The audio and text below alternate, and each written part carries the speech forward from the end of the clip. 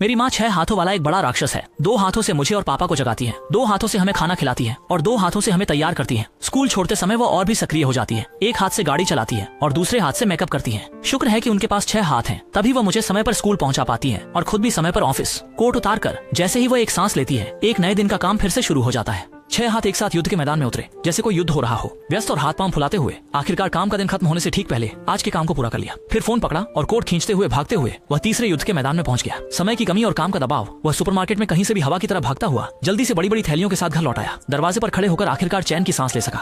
दरवाजा खोलते ही एक पल के लिए मैं पागल हो गया। हर जगह कचरा ढेरों में जमा था। जो नहीं जानते वे सोचेंगे कि हमारे घर में चोर घुस आए हैं। मैं कचरे के ढेर से बाहर निकला। माँ बेबस चेहरे के साथ उसने फिर से साथ सामान तैयार किया और अपनी 6 हाथों की अटूट मेहनत से घर को तुरंत नया रूप दिया। मगर तभी पापा कमरे से बाहर दौड़ते हुए निकले। इतनी साफ सुथरी घर देखकर फिर से खुद को बेहिसाब छोड़ दिया। कपड़े इधर उधर फेंक दिए, अभी साफ की हुई चीजों को दोबारा बिखेर दिया और यहाँ तक कि बदबूदार मोजे मम्मी के चेहरे पर फेंक दिए।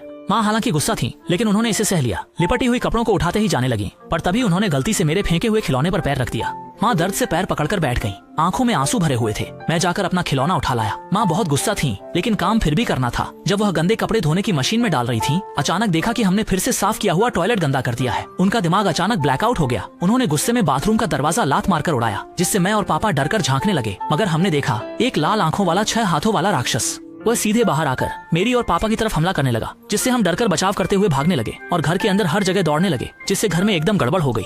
आखिरकार पापा समझदारी से मुझे ऊपर के कमरे में ले गए, लेकिन सोच भी नहीं सकते थे कि मम्मी ने एक मुक्के से फर्श तोड़ दिया और नीचे से सीधी ऊपर आ गई। ऐसी मम्मी सच में बहुत डरावनी थी, जिससे मैं और पापा डरकर भागने लगे। लेकिन भागने के दौरान पापा घबराकर जमीन पर गिर पड़े और जब उन्होंने सामने आती हुई उस गायबू मम्मी को देखा तो वह बेचैन होकर खुद को प्यारा दिखाने की कोशिश करने लगे, लेकिन मम्मी ने उन्हें उठाया और सीधे फेंक दिया। पापा की दयनीय स्थिति देखकर मैं डर के मारे सीधे कचरे के ढेर में छिप गया, लेकिन फिर भी माँ ने मुझे खोज निकाला और बाहर खींच लिया। तभी पापा ने देखा कि उनके सिर पर एक सेब का टुकड़ा चिपका हुआ है। उसे हाथ से हटाया और पास के कचरे के डिब्बे में फेंक दिया। माँ तुरंत रुक गई। पापा ने एक और कागज का गोला कचरे में फेंका।